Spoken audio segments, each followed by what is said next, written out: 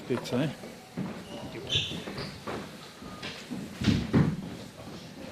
Right.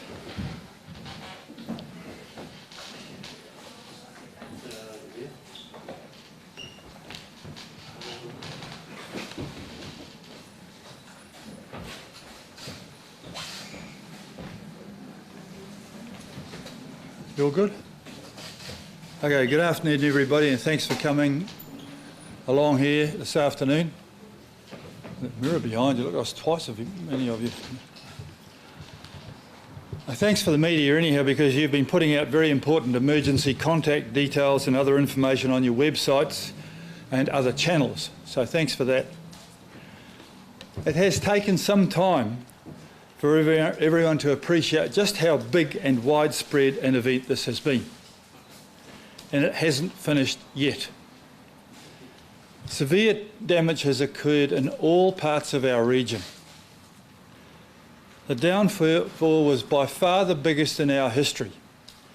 It was well beyond what even our emergency people either imagined or planned for. We're all in this together. On Saturday, Sunday and today, I've been visiting communities in West Auckland, South Auckland, Central Auckland and the North Shore, and I've seen the communities rise to the occasion. And even after these visits, I've still seen only a portion of the impact Aucklanders have endured.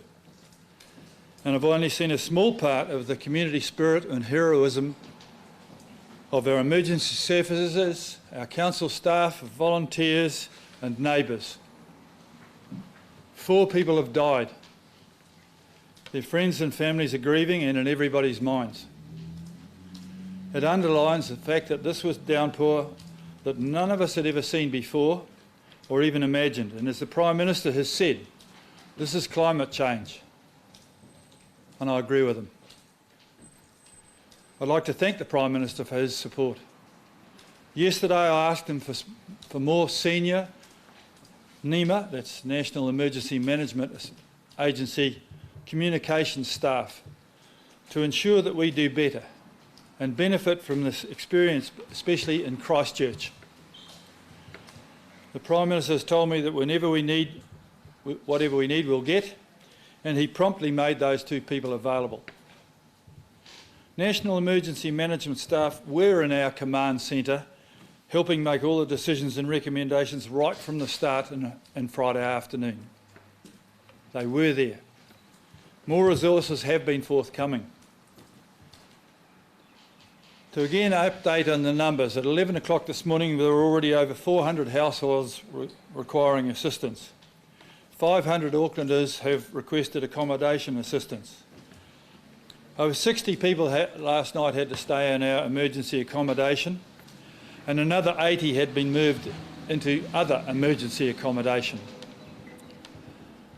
There are 40 properties that have been red placarded already, and I've seen some of them.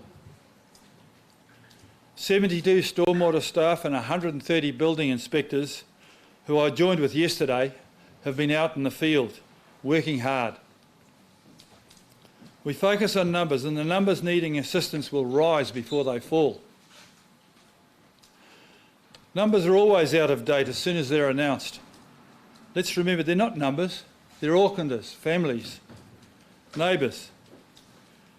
And Aucklanders have risen to the occasion to support them. I want to say to Aucklanders that yes, there have been hiccups, of course. I accept that our communications, including mine and my office, were not good enough, especially on Friday night. And I am commissioning a full, independent review of all the decisions and actions made by everybody taken in the first 24 to 48 hours, including mine and my office, and the agencies.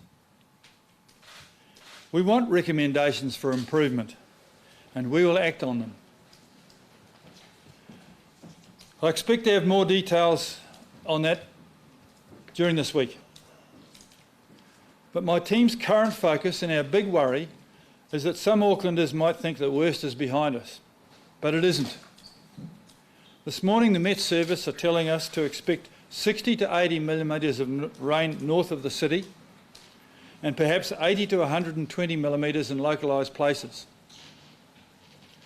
That's nothing like Friday night, but the ground is so saturated and the drains are so full that if anything, it could be more dangerous than even Friday.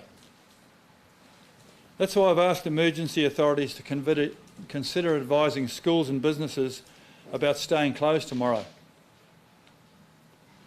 That's why I've asked the Minister Hinare, the Minister of Defence, to prepare to bring in the Army to help with things like sandbagging if we need it, and other tasks, just in case, to make sure we're prepared. I know he's in Auckland at the moment and he has offered his assistance, which I appreciate. Councillors and local board members have been doing fantastic work helping out on the ground personally and acting as ears and eyes for me and for the team back in Bledisloe House. With my support, councillors and local board members have been instrumental in making resources get where they are most needed. My thanks to our councillors and local board members in South Auckland. Your hard work meant the Mangere Emergency Hub was up and running and open last night and will remain be at its new location until at least tomorrow morning, depending on what happens tonight. In West Auckland, thanks to councillors for the work in getting the Kelston Centre to stay open for the rest of this week. Here on the North Shore, pressure from Councillor Richard Hills and Tony Van Tonda and her team have been instrumental in getting the clean-up underway faster than it otherwise would have been. Progress may be interrupted a bit tonight if the weather gets worse. But the importance of the clean-up is the message your elected representatives have heard loudest and clearest. That's why I'm announcing some simple ways that Aucklanders can dispose of storm waste from their properties. Effective immediately, Aucklanders can take their storm waste to their nearest closest waste transfer station at no cost. We also have council teams out removing the storm waste that's built up on the footpaths and so on, and where it's safe to do so. I've asked the team to look at other support we can provide with staff from our Parks and Communities Facilities team on standby to help with the clean-up. More details of the big Auckland clean-up will be announced by council officers tomorrow morning at the 8 a.m. briefing. Finally, let me repeat to everyone. Firstly, stay home if you can, or as close to home as possible. Secondly, stay safe, including when driving or anything else. Stay away from areas which might slip, and do not go into flooded waters. You don't know what manhole covers are missing or what other debris may be in there. And third, follow the instructions of the emergency services. So far, I have had no reports of the authorities needing to use the emergency declaration powers I declared on Friday, which says to me that Aucklanders are cooperating voluntarily. Thank you, Auckland, and let's keep it that way. I'll ask Richard and Tony to say a word, then we'll take your questions. Richard? Kia ora everyone, I'm Richard Hills, one of the councillors for the North Shore, and just want to acknowledge and thank the Mayor for those messages and what's going on forward for the recovery. Also want to appreciate him and his office and the waste team for heeding our concerns around waste and access to that, especially for people who do not have insurance or are completely overwhelmed at the moment and cannot wait for insurance. So there's quite a significant number of places that have already been, council have started picking up that rubbish, and we really appreciate that. That was clearly a gap. The other thing, just want to appreciate, and the chair of the Devonport Takapuna Local Board, Tony Van Tonda, will talk a bit more about what's happening in Sunnynook, but just want to acknowledge the communities around North Shore and across Auckland just banding together. I myself was out around the community yesterday, and neighbours who didn't know each other really backing each other, helping each other clean their houses out, take stuff to the tip, support each other. And the other thing is really important is to reach out for help, reach out to friends and whānau if it gets rough tonight. But also, I know there's a lot of stress out there. A lot of people are very visibly upset when we talk to them. A lot has happened in a short number of days, so it's really important that talking to those mental health lines and looking at that. It's really important also for people to log anything. So things will get to, it'll be prioritised, but around water care, we're seeing significant breaks of pipes and things. Don't assume we know about those, please log them, and same with building reports. The Mayor's been to and spoken to all the building inspectors, but there may be more that need to be done. Please log them and we will get to them. So the council teams are working amazingly hard, but if we don't know about it, we can't get there. So just once again, we'll just want to acknowledge the community and everything that's being done, and also look after each other tonight and tomorrow in case weather gets bad again. Thank you. Kia ora, everyone. This has been a significant emergency event. However, it hasn't been felt equally amongst the community, and that's why we're down here in Sunnyside. We're so privileged to have the centre here who have mobilised with the community and have reached out to the people in Sunnyside, because it's the Sunnyside houses in particular, as well as in Milford, who are worst hit. And the thing about these communities is that we have a lot of migrant families who do not speak English. We have a lot of renters who do not have insurance. We've got people's cars who have been inundated and they can no longer mobilise themselves. Water has been up to almost the top of their walls and they do not know what to do. So we feel very, very privileged to be working as a local board with the community centre and the very many volunteers who have been out here for the last 3 days, bringing their vehicles, their trailers, picking up rubbish, taking it to the dump at their expense. We are very, very privileged to have this sort of tight community to respond, and we have seen some absolutely heartbreaking stories and people who have been so grateful for that community response. Certainly we've had containers tipping into the culverts. We've also obviously had one of our own local community members who did lose their life. It has been very raw and very hard for the people here. So we are very grateful to hear that there is more response coming, especially around the waste and how that's going to be processed at no expense. Some of the houses have been yellow stickered. The community has been going every day, door knocking, talking to every single person.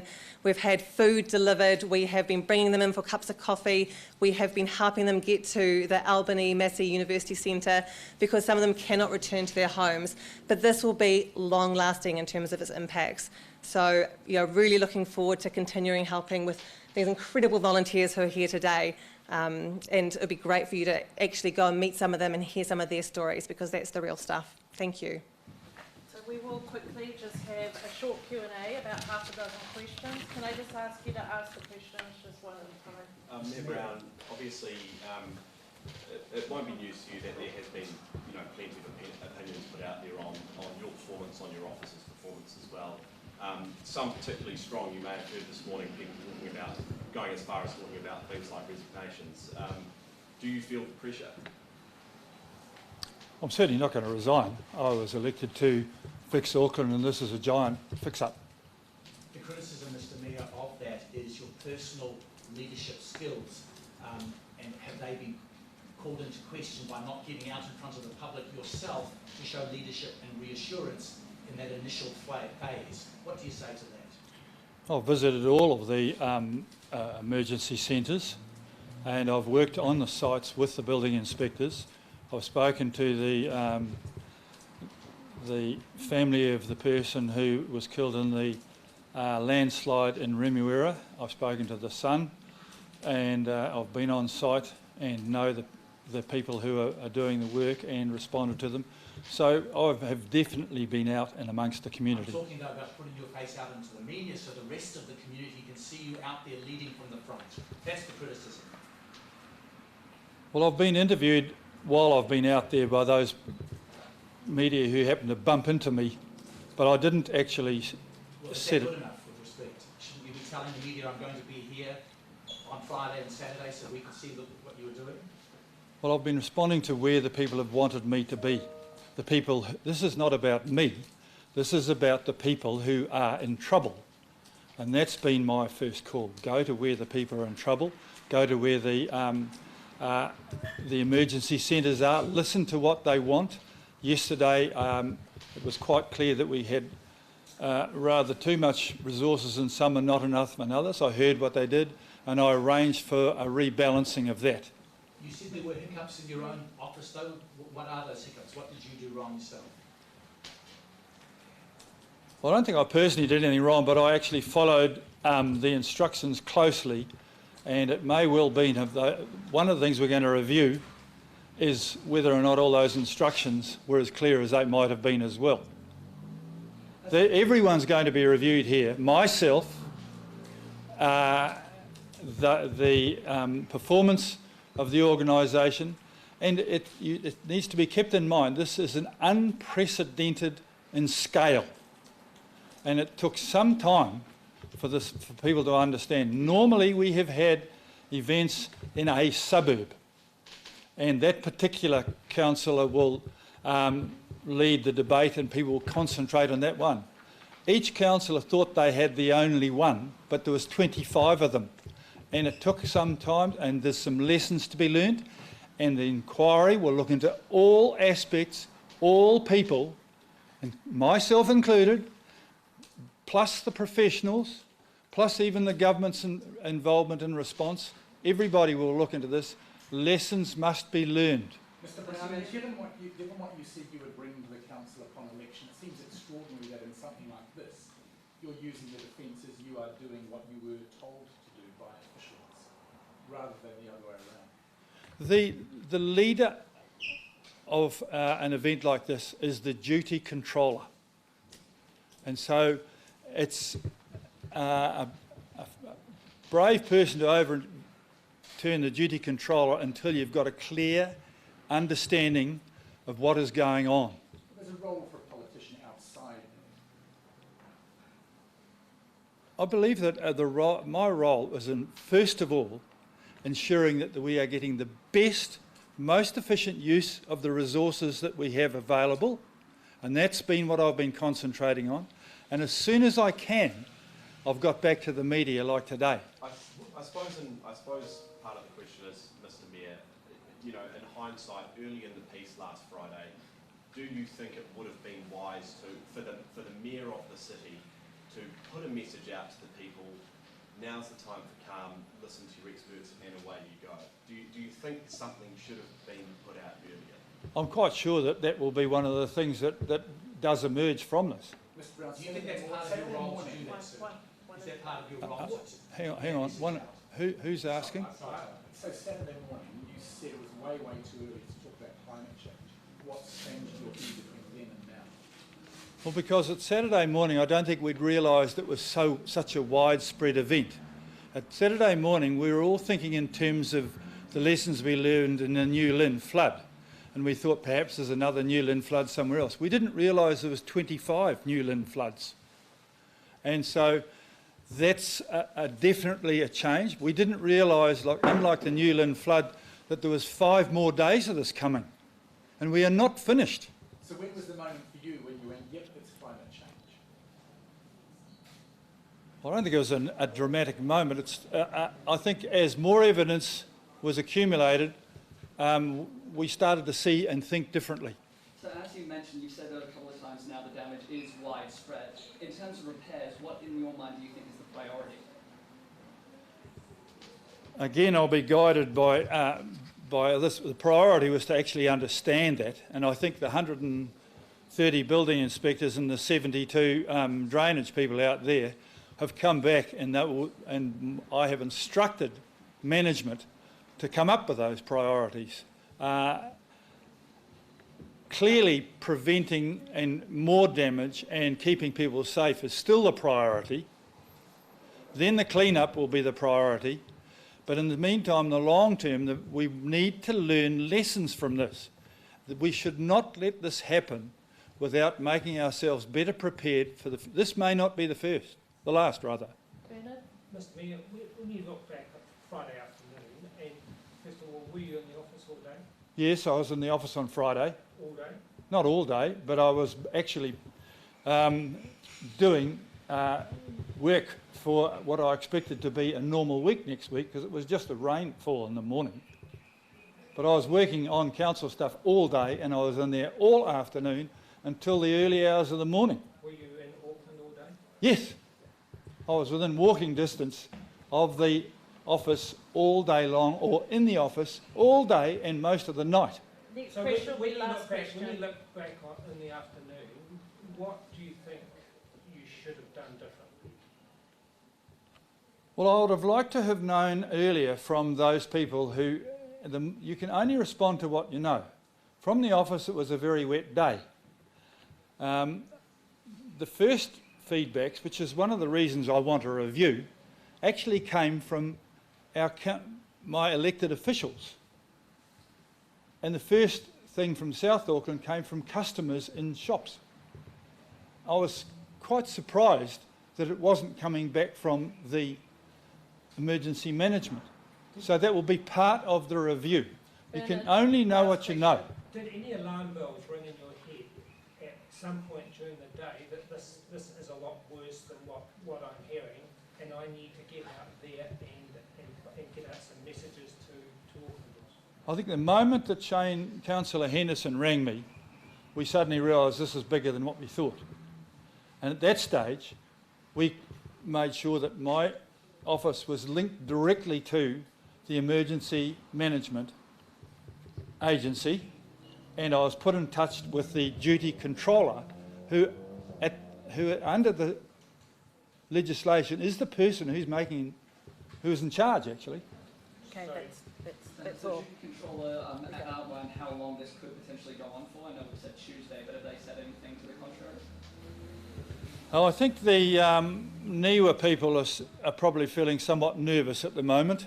You can only go on what you know, and I feel I have some sympathy with them. This